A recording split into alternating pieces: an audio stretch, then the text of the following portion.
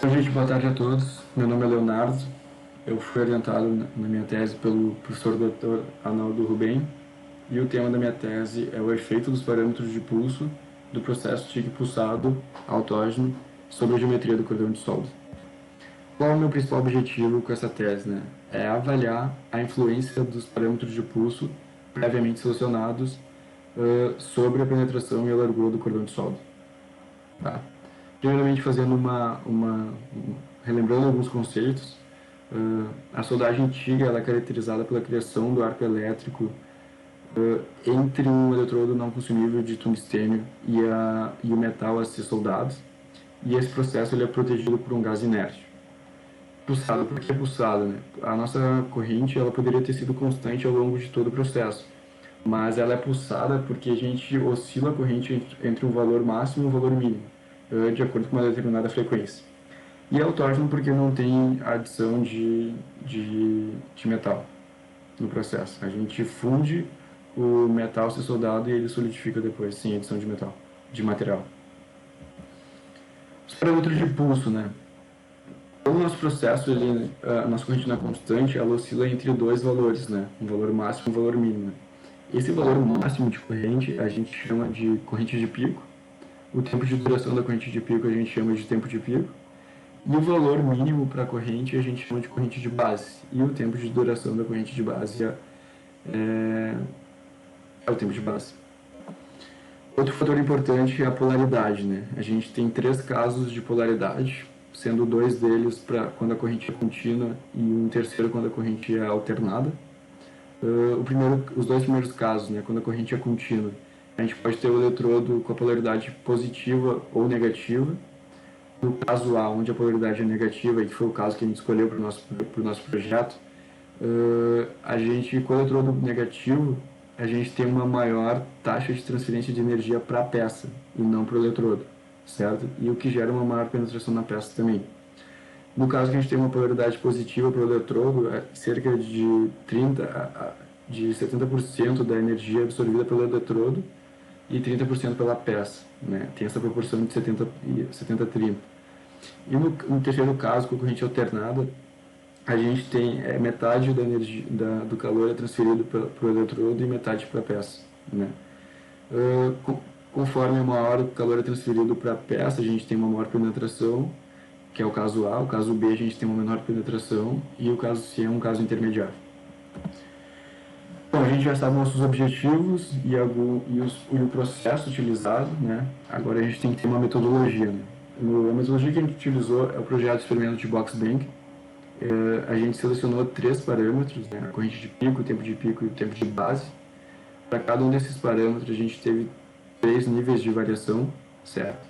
É uma variação máxima, média e mínima.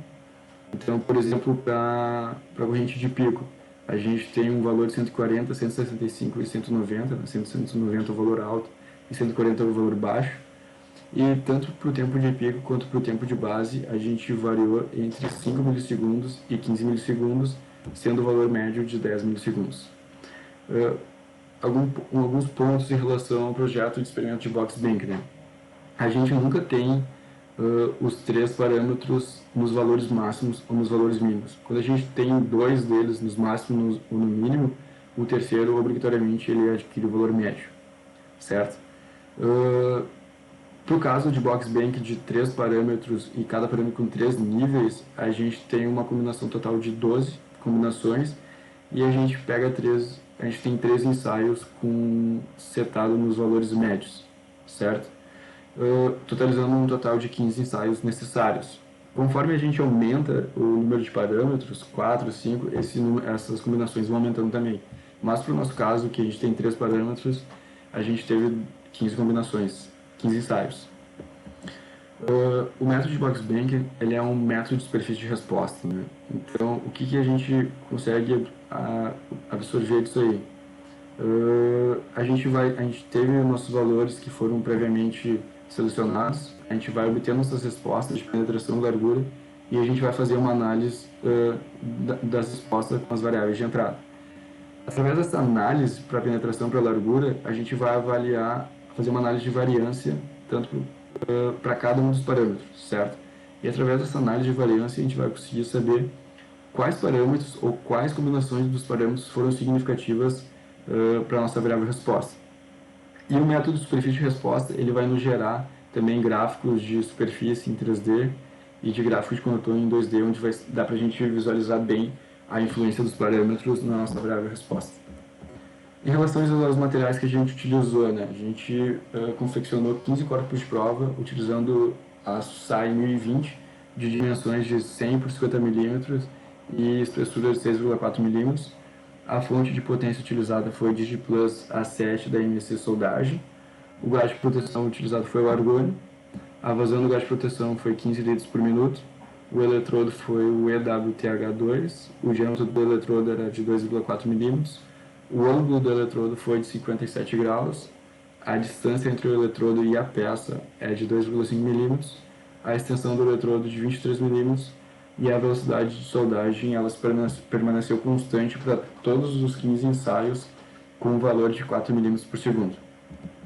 Aqui a gente tem os procedimentos experimental, a gente tem uma bancada de testes em Tartiloop. O Tartiloop, a nossa tocha está acoplada ao Tartiloop, porque o Tartiloop ele anda sobre um trilho e a gente pode configurar a velocidade do Tartiloop, né? Então, conforme a gente configura a velocidade do Tartiloop, a tocha adquire a mesma velocidade e mesmo sentido e direção do Tartiloop. A nossa bancada de teste ela serviu para fixar nossos corpos de prova. A gente utilizou alguns grampos de aperto rápido, um esquadro e também uma outra chapa para fixar e restringir os graus de liberdade das nossas chapas. Após a soldagem dos 15 corpos de prova, a gente cortou transversalmente o cordão de solda dos corpos de provas a partir de 50 mm do início do cordão de solda, para o processo ser considerado estabilizado, certo? As seções elas foram embutidas em matriz polimérica e essas amostras elas foram lixadas em lixas de 220, 500 e 1200. Posteriormente a gente atacou as amostras e por fim a gente visualizou as amostras na lupa que tem disponibilizado no laboratório, conectado ao computador também para a gente registrar essas imagens. À esquerda a gente consegue, na parte esquerda a gente consegue visualizar isso. A gente tem uma chapa após a soldagem e a gente tem também a análise macrográfica dessa mesma chapa.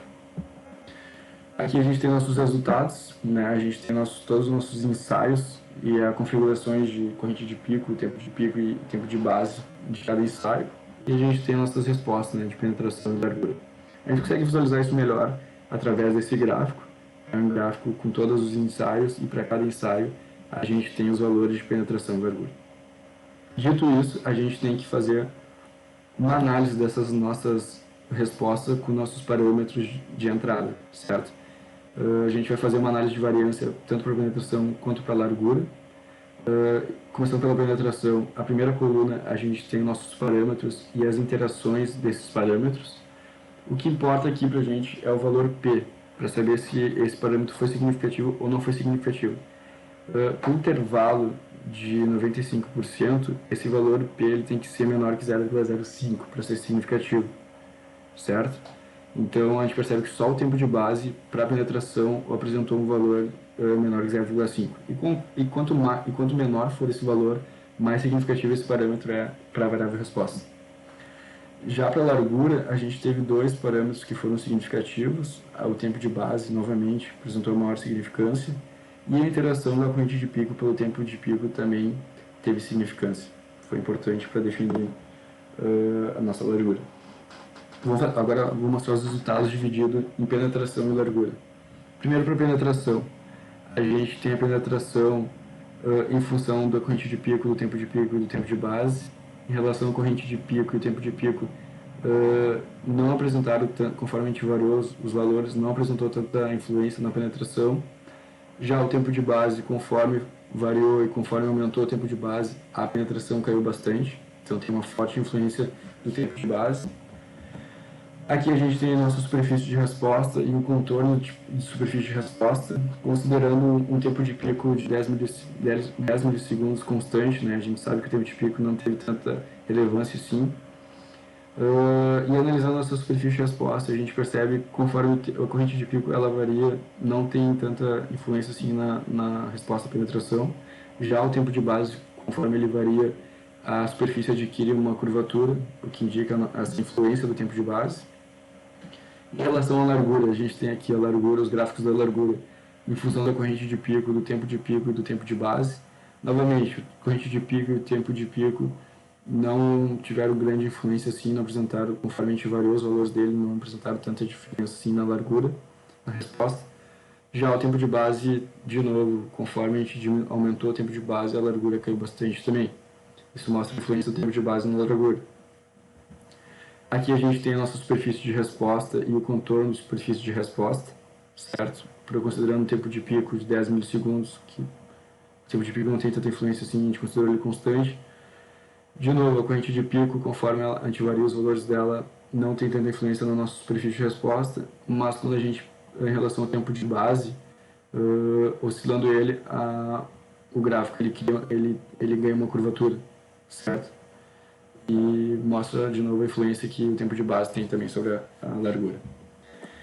Dito isso, a gente quis descobrir os maiores valores de largura e penetração e quais parâmetros a gente precisa utilizar para obter esses valores maximizados, certo? A gente usou uma função chamada desejabilidade. Essa função, ela combina duas variáveis de resposta numa resposta final, certo? Então a gente tem funções desejabilidades, a gente tem desejabilidades individuais, que no caso são a nossa largura e a nossa penetração. Essa função de desejabilidade ela é baseada em conceitos matemáticos, certo? E ela tenta maximizar essas desejabilidades individuais, certo? Pega os parâmetros que maximizam essas desejabilidades individuais e ela combina essas duas desejabilidades individuais, que no caso é largura e penetração, numa função, numa resposta apenas, certo? E os valores máximos que a gente achou foi de 2,01 milímetros para a penetração e de 7,09 milímetros para a largura. E para obter esses valores, a gente obteve com uma corrente de pico de 175 amperes e o tempo de pico de 9,3 milissegundos. E o tempo de base 5 milissegundos, né? Pelos gráficos anteriores, pelos resultados anteriores, tanto a largura quanto a penetração, elas foram máximas com tempo de base de 5 milissegundos. Nossas conclusões, né? Para a penetração, a gente teve o parâmetro que maior apresentou influência foi o tempo de base, e foi o único, né, de acordo com aquela nossa análise de variância. Para a largura do cordão de solda, o tempo de base foi o mais importante, teve maior significância, mas a interação da corrente de pico e tempo de pico também apresentou certo grau de significância, né? Nos dois casos, tanto a penetração quanto a largura, o tempo de base influenciou fortemente, né? Isso está associado pelo tempo de base ele ser a menor magnitude de corrente, né, nos nossos valores de pulso, né, e o tempo de base ele está associado com o resfriamento da poça de fusão, o que resulta também sobre os resultados de penetração e largura. Então, muito obrigado a todos.